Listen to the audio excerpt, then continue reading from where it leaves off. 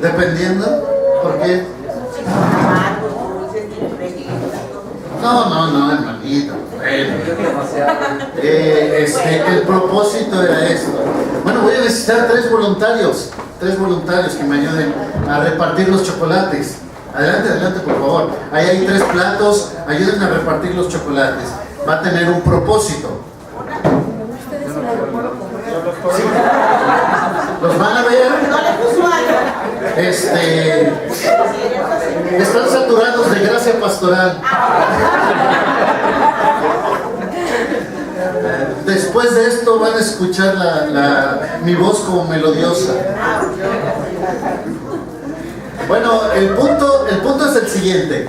Hace algún tiempo estaba en el seminario y un profesor del seminario llegó con chocolates. Llegó con chocolates para todos los alumnos. Y cuando estaba repartiendo los chocolates, decía, quiero que cuando ustedes vean esta lección que vamos a ver el día de hoy, siempre liguen algo dulce. Y la sensación que produce en ustedes sea algo dulce. De manera tal que cuando estábamos estudiando Vida de Cristo, él decía, esto es lo más dulce que puedes encontrar en la Escritura. La vida de nuestro Señor Jesucristo. Todos los jóvenes del seminario inmediatamente hicimos la ligadura y decíamos, entonces Levítico son las legumbres, ¿no? Necesarias, pero no tan sabrosas, ¿no? Y al que le gusta Levítico, bueno, pues piense que es esto. Hoy quiero, mis hermanos, que cuando piensen en el mensaje del día de hoy, piensen en algo dulce. Si alguno quiere comerse el chocolate, está bien. Si vamos a romper las reglas del día de hoy de no comer durante el culto. Después de esto me van a golpear porque los chocolates. No crean, no formen expectativas, no va a ser cada domingo. Pero disfrútenlo.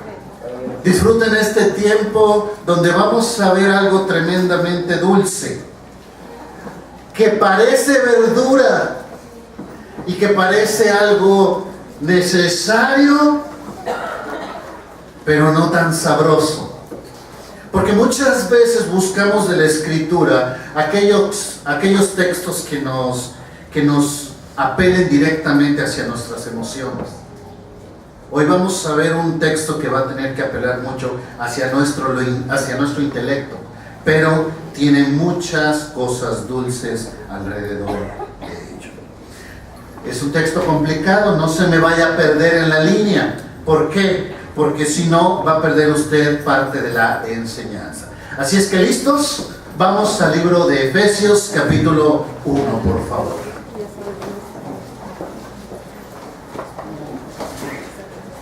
Efesios capítulo 1. ¿Todos tuvieron chocolate? ¿Todos? ¿No me faltaron chocolates para nada? Ya estamos preparados. Exactamente. Muy bien. Efesios capítulo 1. Dice así la Escritura en Efesios capítulo 1. Pablo, apóstol de Cristo por la voluntad de Dios, a los santos y fieles en Cristo Jesús que están en Éfeso, que Dios nuestro Padre y el Señor Jesucristo les concedan gracia y paz. Esta sección nos presenta la introducción de la carta. Podemos citar algunas apreciaciones para las personas que tienen estas condiciones. Dice que la carta es para los que son santos, apartados por Dios. Esa persona que escucha y que recibe esta carta es una persona que ha sido apartada por Dios y que también es fiel en Cristo, que tiene un compromiso con Dios. Así que déjeme decir esto: si usted no tiene un compromiso con Dios y con su fidelidad, esta carta no es para usted. Ay, se oye feo, ¿verdad? ¿Por qué? Porque se va usted ir viendo confrontado con diferentes cosas que eventualmente lo van a sacar de su zona de confort.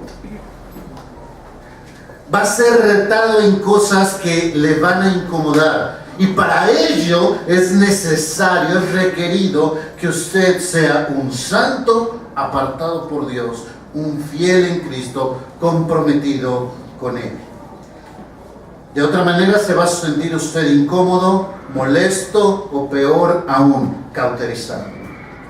Porque la Escritura está muy comprometedora. Y dice que los santos y fieles en Cristo Jesús, que buscamos la gracia y la paz de Dios. Me encantó la pregunta del devocional de esta semana, porque reflexiona acerca de estos dos conceptos, la gracia y la paz de Dios. Y decía, ¿con cuál de estos dos necesita más usted en este momento? Muy bien. Cada uno de nosotros reflexionamos sobre esto. Verso 3. En estos versos Pablo quiere establecer la base sobre la cual descansa la fe del creyente. Es importante iniciar la epístola con esta base, ya que quiere a partir de ahí sustentar todo su argumento. Toda la obra del Padre, la obra total del Hijo y la obra total del Espíritu, es decir, la obra total de Dios, reposa sobre esto. Cada uno de nosotros vamos a reflexionar cuál es la obra de cada uno de los tres. Empecemos con la obra del Padre. Versículo 3. Versículo para memorizar que todos nos sabemos ya de memoria. Dice así, todos juntos: alabado sea Dios.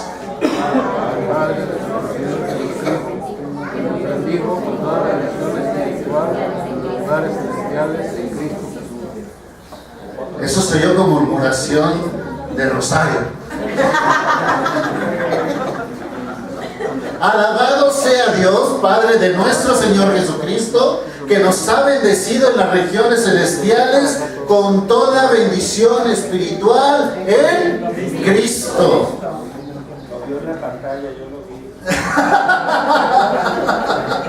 Aquí está escrito. Dice el texto que el Padre nos bendijo con toda bendición espiritual según la Reina Valera. Esto hace referencia a una totalidad. No hay nada más que agregar. Y digo que nos bendijo, pues creo que la carta tiene pertinencia para nosotros, aunque fue escrita para los efesios. La característica especial de esta bendición es que es por medio de Jesús. Él es el agente de bendición. Los beneficios los va a explicar más adelante, pero los menciono hoy. Ser escogido, salvado, adoptado y perdonado. Dice la frase que nos escogió en los lugares o regiones celestiales. Esto tiene dos posibles interpretaciones. Una, que está tratando de contrastar las bendiciones eternas del creyente con las terrenales de la diosa Diana de los Efesios. Es decir, la bendición que puede proveer el culto a Diana contrastado con la bendición que puede proveer Dios por medio de Jesucristo. Otra posibilidad es que hay una esfera de asociación con Cristo.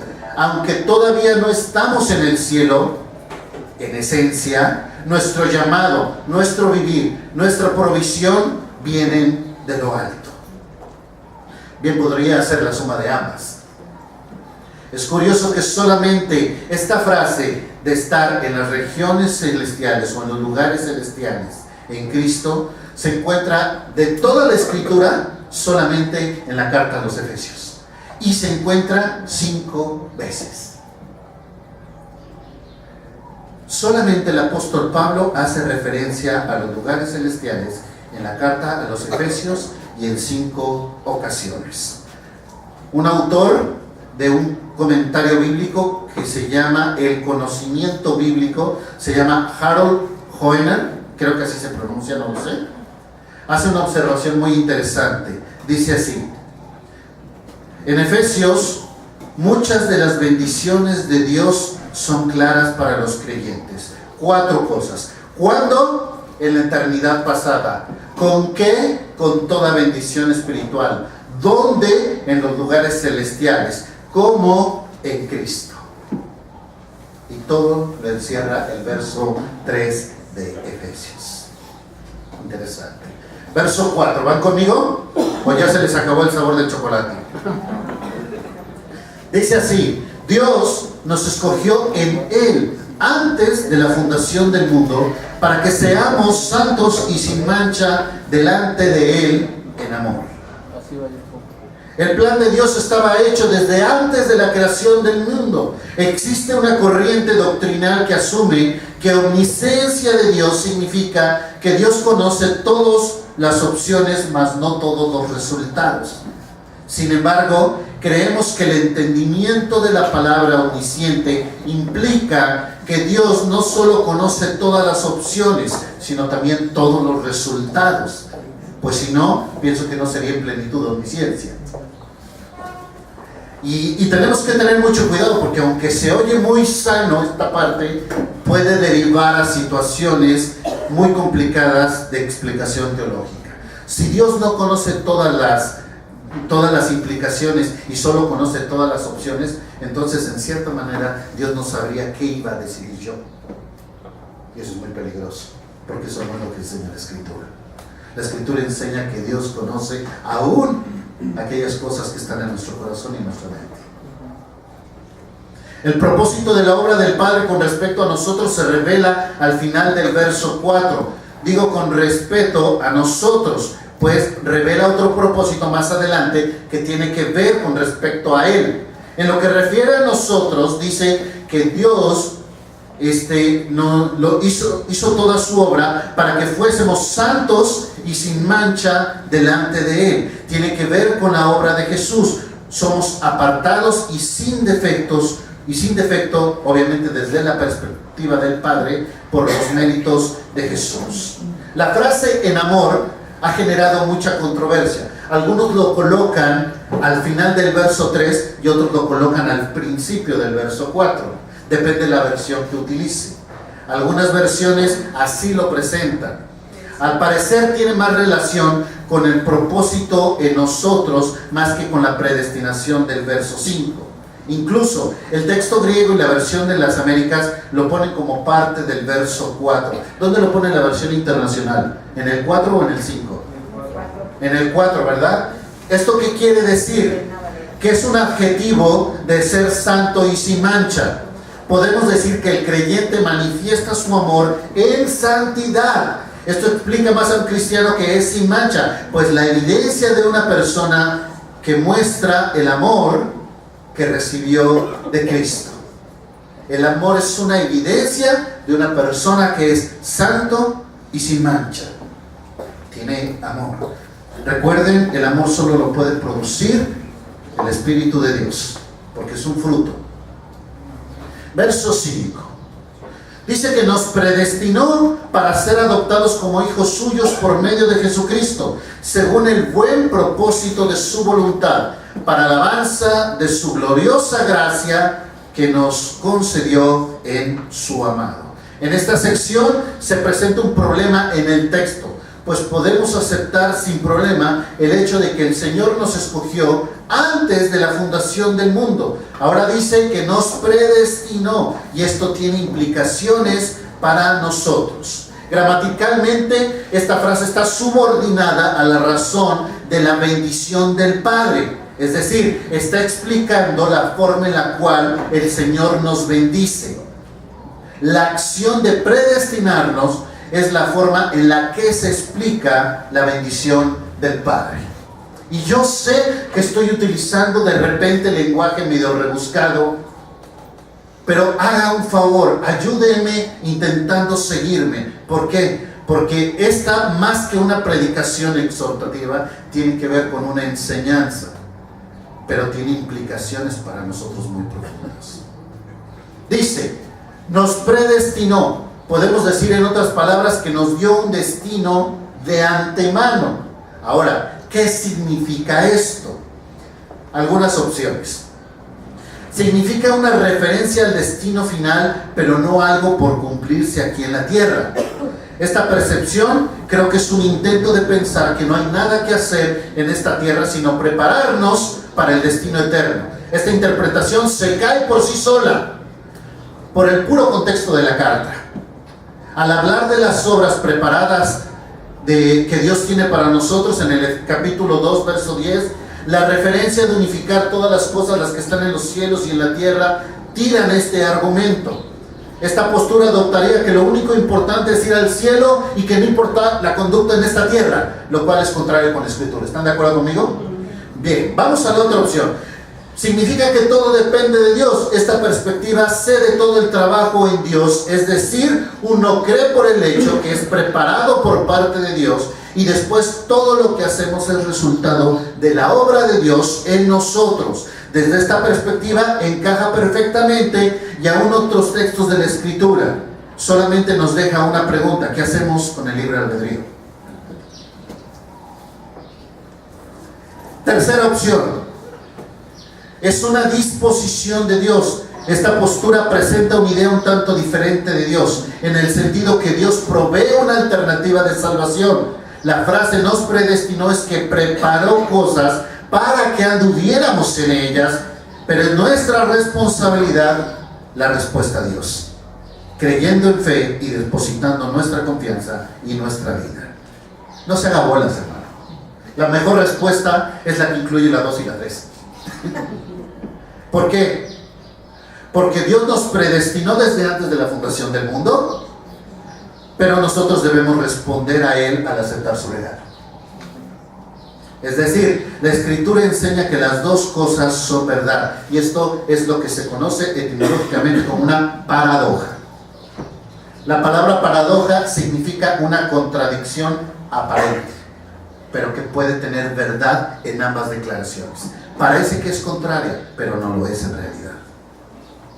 Una aparente contradicción, pero que es verdad espiritual en Cristo. ¿Por qué? Porque encontramos los dos principios impregnados en toda la Escritura.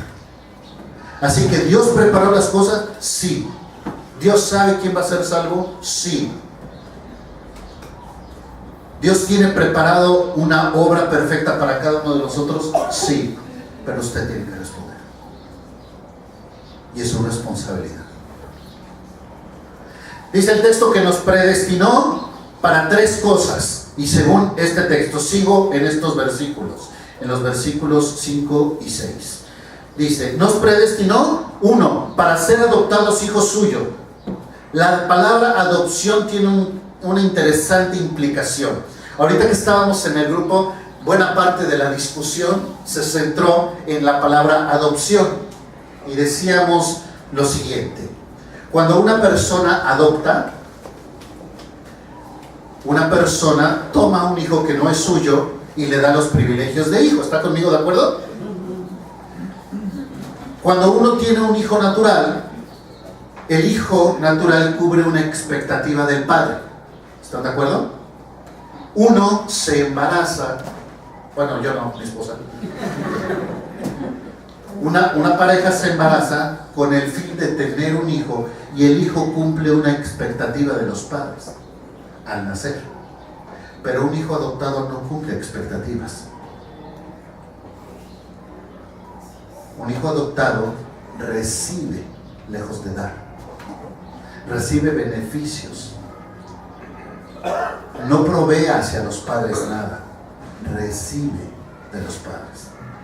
Y entonces la palabra adopción tiene una implicación muy fuerte. Quiere decir que nosotros no proveímos a Dios nada, Él proveyó para nosotros. Y la palabra adopción de este texto tiene una implicación todavía más profunda. ¿Por qué? Porque dice que es adoptado en condición de hijo adulto. ¿Esto qué quiere decir? Que tiene los privilegios y las responsabilidades de un adulto. En el contexto, esto significa tener todos los beneficios del primogénito, es decir, nuestro Señor Jesucristo. Entonces, la palabra de que dice que nos adoptó para ser hijos suyos, no solo es para darnos todos los privilegios de hijo, sino también el derecho a la herencia. Qué tremenda provisión de Dios, ¿verdad? Segundo razón por la cual nos predestinó, para cumplir su voluntad. En palabras comunes por las cuales Dios preparó todo esto, incluyendo la salvación, no es por mérito humano, sino por deseo divino. Esto libera la idea de que somos merecedores de algo. Es un regalo que recibimos y aunque no hicimos nada por merecerlo o pagarlo, ahí está, independientemente si lo aceptas o lo rechazas. La provisión de Dios ahí está. Nos predestinó para alabanza de su gracia. Tercera razón por la cual nos predestinó. Esta frase quiere recordar, Pablo, la razón final de toda obra divina. Hace ratito les dije que el propósito de Dios con respecto a nosotros es que fuésemos santos y sin mancha delante de Él. Pero el propósito final de todo esto es para alabanza de la gloria de su gracia. Déjenme decirlo en palabras diferentes, esto mismo. Para expresar nuestro elogio y aprobación por lo que Dios es y por lo que Dios hace, expresando la excelencia del carácter y la perfección de sus atributos y su don maravilloso de generosidad hacia nosotros que somos pecadores y rebeldes. Está bonito, ¿verdad? En pocas palabras, Dios nos predestinó para alabarle por lo que Él es y por lo que Él ha hecho por nosotros. La razón por la cual somos aceptos delante del Padre es por Jesús. El texto griego dice algo un poco diferente. La gracia que nos gratificó. Este favor de Dios que concede al hombre pecador, pero no por sí mismo, sino por medio del amado. Esta es la sección de la obra del Padre. Vamos a ver la obra del Hijo. Verso 7 en adelante. Cuando hablamos del Hijo tenemos que entender los sinónimos a los cuales hace referencia. Hijo significa también Cristo, significa también Jesucristo, significa también el Señor y significa también el amado. Son sinónimos que va a utilizar indistintamente. Verso 7. En Él, y la referencia del pronombre relativo nos lleva al Hijo, tenemos redención mediante su sangre, el perdón de nuestros pecados conforme a las riquezas de su gracia, que Dios nos dio en abundancia con toda sabiduría y entendimiento. Él, es decir, el Hijo, nos hizo conocer el misterio de su voluntad conforme al buen propósito que de antemano estableció en Cristo, para llevar a cabo, cuando se cumpliera el tiempo, reunir en Él todas las cosas, tanto las del cielo como las de la tierra. Deshebremos un poquito este pasaje. Por medio de Jesús tenemos la liberación de la culpa de los pecados cometidos, pagando el rescate por medio del pago efectuado por su sangre. La redención está ligada al perdón, como dos cosas que hemos recibido por medio de su sacrificio. Uno es con referencia al pago y el otro con referencia a la libertad de la culpa, pero ambas van juntas, tanto la redención como el perdón. Uno tiene que ver con el pago y el otro tiene que ver con la libertad, pero las dos son juntas. Y el acto de Cristo incluye tres cosas también. Uno, conocimiento y discernimiento por gracia. El Señor nos dota de discernimiento y conocimiento. Decía en el grupo, tienen que ir las dos cosas de la mano, porque el conocimiento tiene que ver con información recibida y el discernimiento tiene que ver con el conocimiento aplicado. Uno es información y el otro tiene que ver con la práctica. El Señor nos provee de las dos cosas: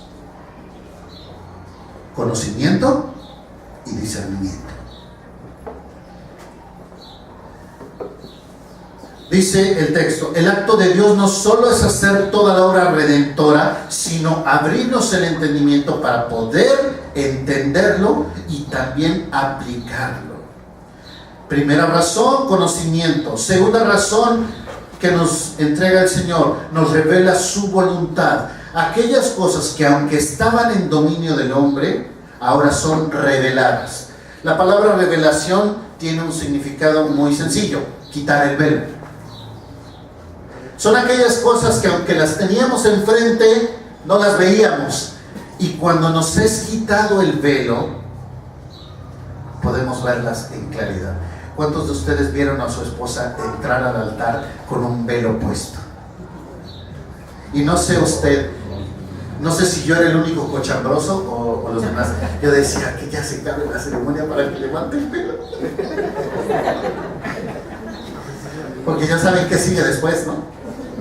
Eso.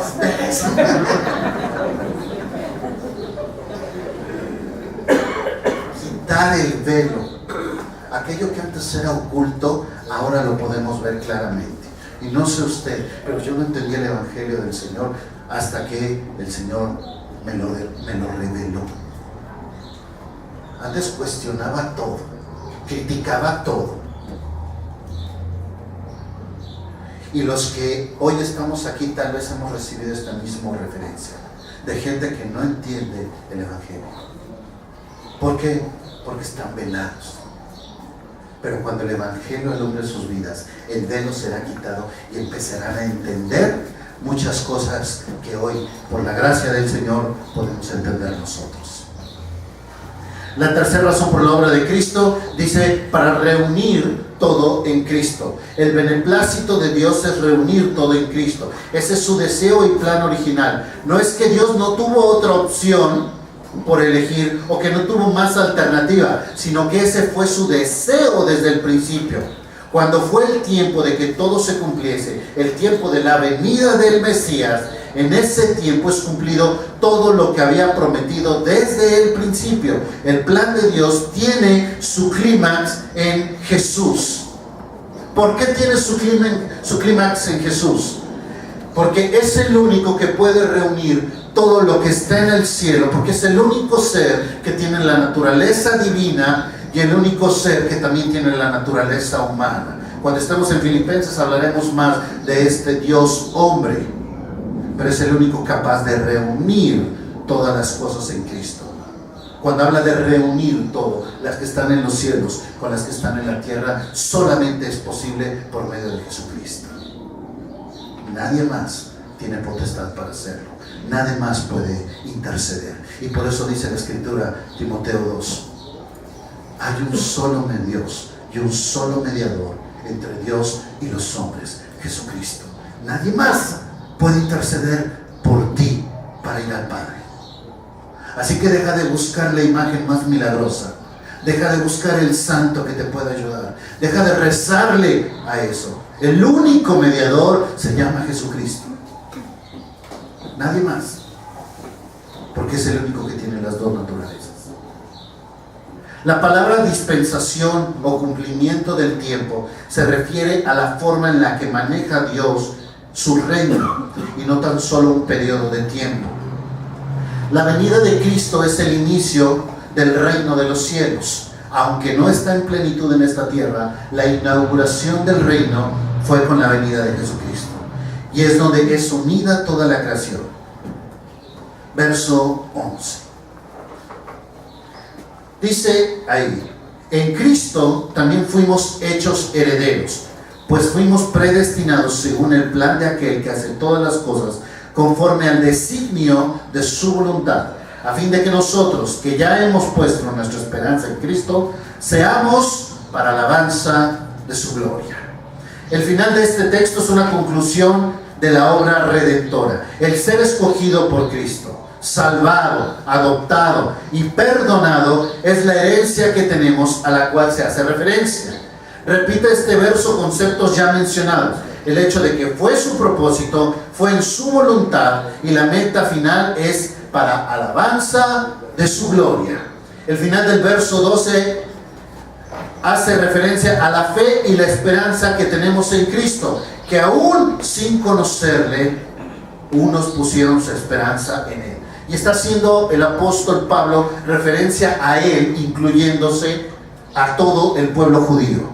Todos aquellos que esperaban en Cristo. Utiliza los pronombres personales, nos utiliza. ¿Por qué? Porque dice, nosotros esperábamos en Cristo, pero ustedes recibieron el Espíritu Santo.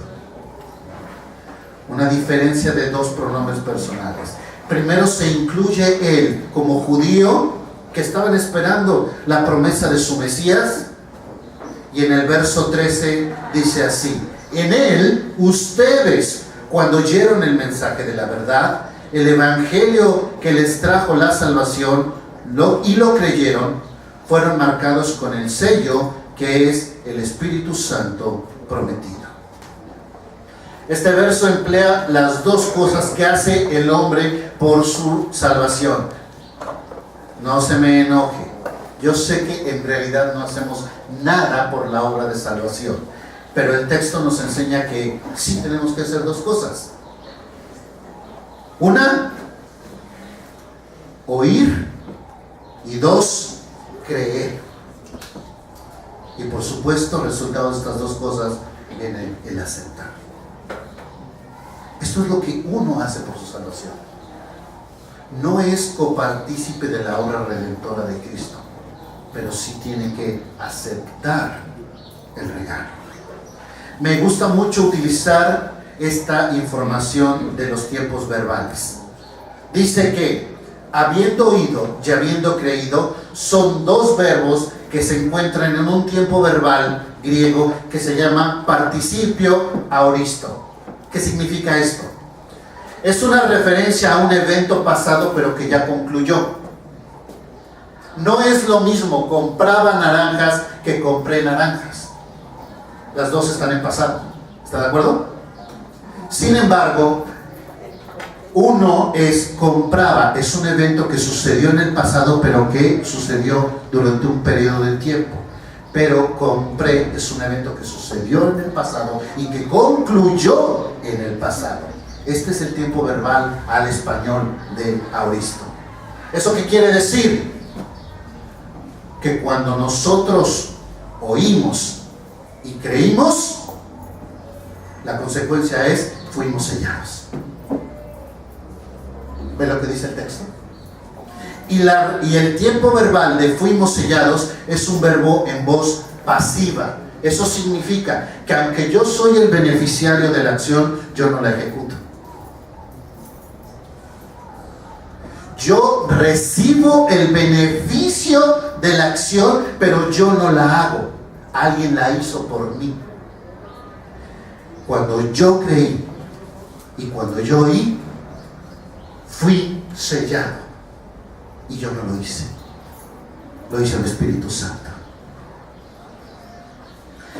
La obra de ser sellados es única y exclusiva de Dios, pero lo hace en la consecuencia de la acción del hombre de oír y creer. La palabra de verdad y el evangelio de nuestra salvación se usan como sinónimos en este contexto, haciendo un énfasis más profundo a la obra de Cristo. El Espíritu Santo en el creyente es el sello. No fuimos sellados por el Espíritu. El Espíritu es el sello. Es una promesa de seguridad, aprobación, certificación de autenticidad e identificación de propiedad. El Espíritu del que habla Pablo es lo que Jesús profetizó en Lucas 24 y en Juan 14 y 15 y 16 y que vemos también en Hechos capítulo 1, que el Señor mismo hace referencia de que el Espíritu Santo iba a venir. Y vemos el cumplimiento a partir del capítulo 2 de Hechos y en diferentes evidencias cuando Dios comparte su mensaje de salvación a diferentes pueblos. Primero judíos, después gentiles, después griegos. A cada uno hay una evidencia del Espíritu Santo en cada uno de ellos. Las arras es otra figura que utilizamos en los matrimonios. Las arras son unas moneditas, ¿verdad? Y las arras, el hombre las toma y las coloca en las manos de la mujer. Es una profecía.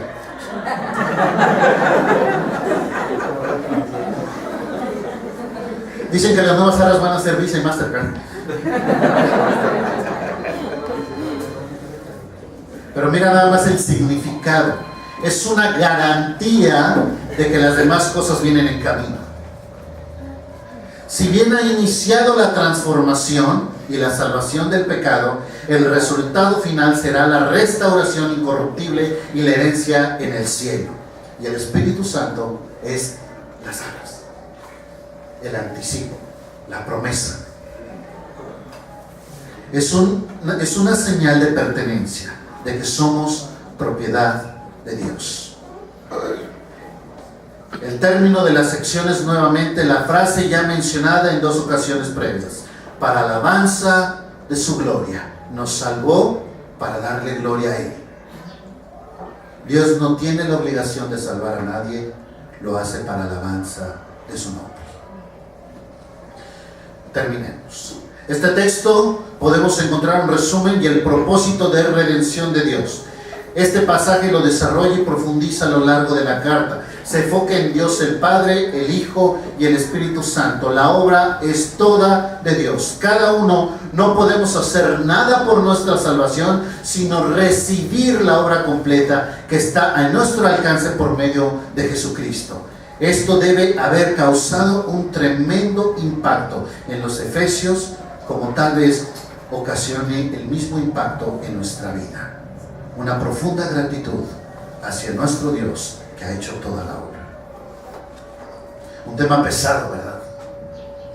Sin embargo, esta es una parte básica del fundamento de nuestra fe.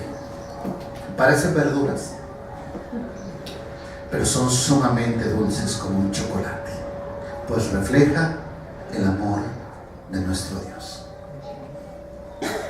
Tenemos 2-3 minutitos. Me gustaría que cerraran sus ojos. En la pregunta de esta semana de la reflexión del devocional decía: ¿por cuáles bendiciones espirituales puedes alabar y agradecer a Dios? Podríamos reflexionar de aquellas que están en los versos 1 al 14. O tal vez puedes salir de ellas y puedes decir: esa bendición espiritual es alguna otra que he recibido en mi vida. Vamos a hacer esto. Si tienes a bien compartir con los demás, me gustaría que en voz alta dijeras esa bendición espiritual que Dios ha dejado en tu vida, y vamos a hacer esto como una lluvia de alabanza. Así es que prepárate para compartir. Piensa cuál es esa bendición espiritual que Dios ha dejado en tu vida, y hoy es tiempo para alabar y agradecer a Dios por esta bendición. Así que la iglesia, proclamemos las bendiciones espirituales de Dios. Por favor, en voz alta cada uno, palabras cortas, por favor, ayúdenme. Gracias, Padre, por hacerme coheredero con Cristo. Amén. Gracias, Señor, por adoptarme como tu hijo. Amén. Ser salvo. Gracias, Padre. Amén. Gracias, Padre, porque me has escogido para adorar tu nombre. Amén. Gracias, Padre, por hacernos santos. Gracias. Tu misericordia y por tu gracia. Gracias. Por haberme sellado con el Espíritu Santo. Gracias, Señor. Porque me has escogido y predestinado. Gracias. Porque me diste un nuevo propósito, Señor. Me perdonaste mis pecados. Gracias. Gracias sin mancha delante del Señor. Gracias.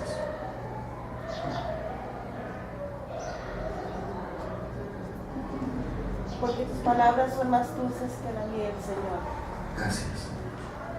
Por la nueva familia que me diste en esta iglesia, Señor. Amén. Gracias.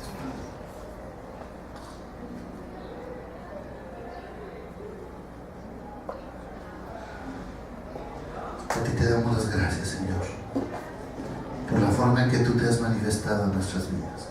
No tenías necesidad de hacerlo. Tú nos miraste y nos viste tan desamparados como un hijo huérfano.